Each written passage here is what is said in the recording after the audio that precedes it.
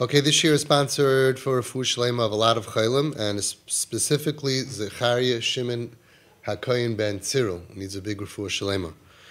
Part 1. This is very fundamental to understanding what Pesach is really all about. V'atitin lanu Hashem Elokeinu b'Yahava mayadam l'simcha chagam u'zmanam l'sasayin v'syoyim chag hamatzos hazeh zman cheruseinu. Now, when the Chachamim went ahead and chose the name of each Yontif, they only had a couple of words. Zman cheruseinu, Zman matan teruseinu, Zman this, Zman that. So that means they had to summarize what the mahus, the essence of the Yontif is, in just a couple of words. Hashem gave us this, Mayadam l'simcha, festivals to be happy, Chagam Zman, Es Yom Chag HaMatzah. What is Chag HaMatzah Hazeh? Zman cheruseinu, a time of cheruseinu, of freedom. Chazal, when they give this, it's explaining the nishmas hayoim, the day, the neshama, the soul of the essence of the day. And when they say that Chag HaMatzos is man cheruseinu, it's like when they say Sukkos is man simchaseinu and Shavuos is man matan toiraseinu. Now it's very clear that the title of Zman cheruseinu is not talking about the past. He's talking about not just that this is a time that we once were free. This was a time where thousands of years ago we went free. That's not Zman cheruseinu. It's not B'yitzias Mitzrayim yotzonu l'cherus. Ela ze inyan shel hoive. It's a time of now she'achshav hu hazman she'onu yotzim l'cherus. The same way that when we say Sukkos is Zman simchaseinu, ein hakavana Zman shehayinu pam smechem bay. That's pashit, right? By Sukkos, it's Zman simchaseinu, the time of happiness now. Not a time that 2,000 years ago we were once happy. Ela she'achshav hu Zman hasimcha. Zman simchaseinu means now is a time of simcha. And Zman matan toiraseinu, which we explain more in Shavuos, it means now is the time that we get the Torah every year. It's not talking about what happened thousands of years ago. And what's the biggest raya to this? It's mamish a fantastic raya. When do we celebrate Zman Matan Toiraseinu? When do we celebrate Shavuos? On Vav Sivan. But when was the actual Matan Torah? Was really in Zayin Sivan. Haisif Moshe Yom Echad Midatoi. So imagine you're supposed to get married on January 1st. But something happened and you got married January 2nd. So why are you celebrating your anniversary every year, January 1st? Ela the pshat is Zman Matan Toiraseinu is not about the past. And even though the actual day that we received the Torah was a different day, that's not what it's all about. Because that was not the day that was set aside in the Bria for the giving of Torah. Happens to be that actual giving of the Torah was on a different day. Doesn't matter. It's the day of Vav Sivan, that is the day of Zman Matan Toiraseinu, the day that every year we celebrate our receiving the Torah, and always Yudalid Tesvav of Cheshvan, right? Is that what? No, not Cheshvan. Tishrei is Zman Simchaseinu of now, a time that to be happy now, and now on Pesach is Zman Cheruseinu of now. V'imkein. So we have to understand that Azman shebechol shana v'shana meichadash shana yotzim bo l'cherus olam. That of course. What happens is, I'll explain it like this. There are some things that happen in our calendar to us in a complete way for all of Klal Yisrael. And there are shades of that happen to every single person every single year.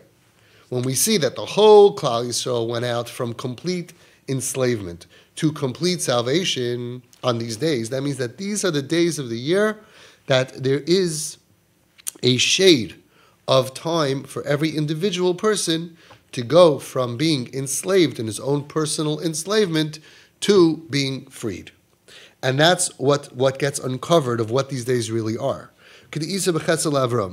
Shebechol shana v'shana shloshim yom kodim chag haPesach HaKadosh Baruch Hu moitzi es hanafashos shenaflu lidei asita achro meviam al hakdusha ad kibulel haPesach kulanu b'nei chayrin ki b'mei tzeiseinu mitzrayim. Obviously, we have to be worthy to feel this. For the people who are oivdim, 30 days before, every day Hashem is setting us more and more free until there's a certain feeling of being free. So what have we learned already so far? Because this this year in all these parts is full of chidushim. Chidushim meaning that you could be 50, 60 years old, growing up from, and never thought or looked at Pesach like that. We already have one. And it's what he says by every single Yontif. And he says it by Chanukah and he says it by Purim. We never celebrate anything to do with the past. What?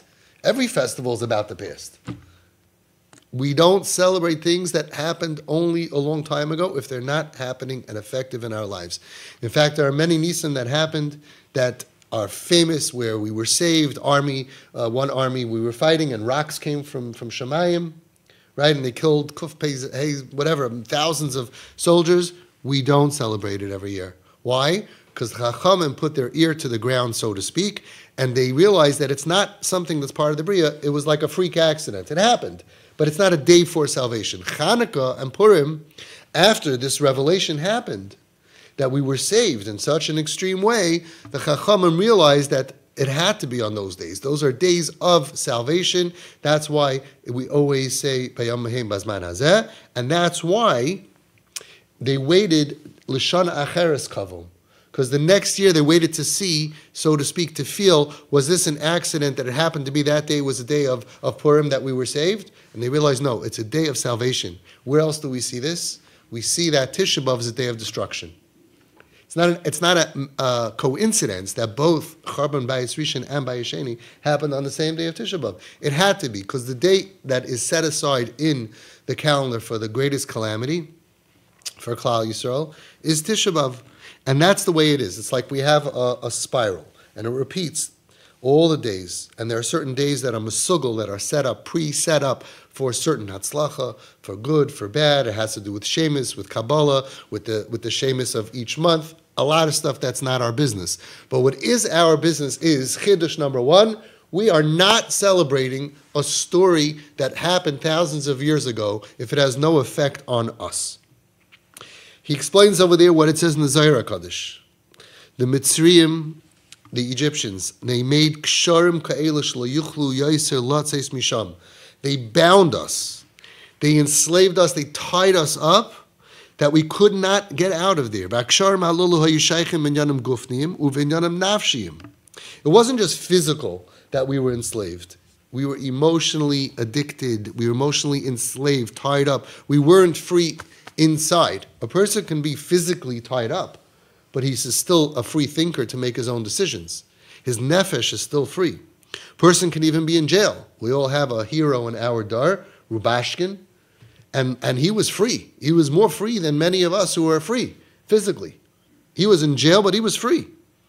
But when they take over our mindset that we can't think freely and we can't behave according to what we would want if we were free, that's what happened in Mitzrayim. She'asu HaKol, did everything that we should be, completely bound to the Sitra Achra, to the other side, and we couldn't get free.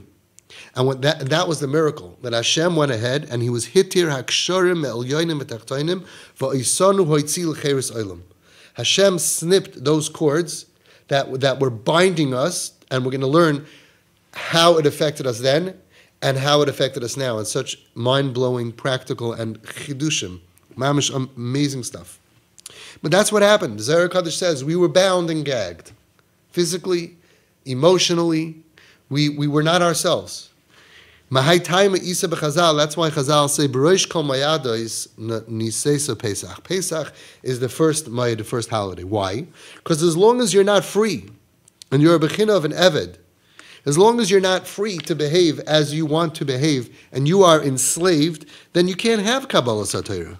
There could be no Shavuos. Because ki ha'eved gerua migoy gomer.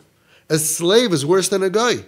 If a guy can't accept the Torah, because he's not a Jew, so a Jew who's enslaved to whatever, we're going to learn about all the different things that enslave us or our children or people in our lives, he can't accept anything.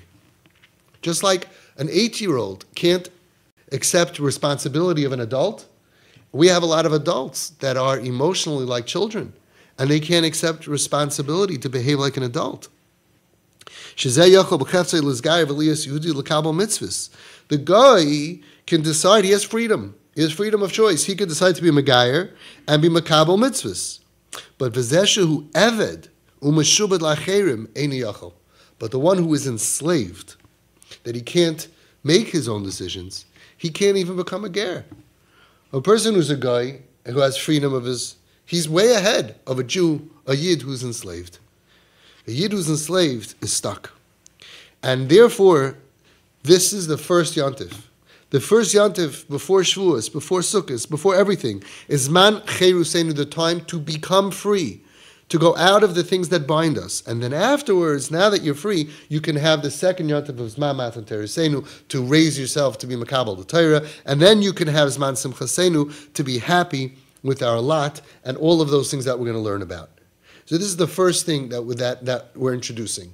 That what Pesach is not about the past. Now we're going to go to part 2 to understand what is being enslaved, what was the enslavement in Mitzrayim and the enslavement that we have in our dar, and what does it mean to be free.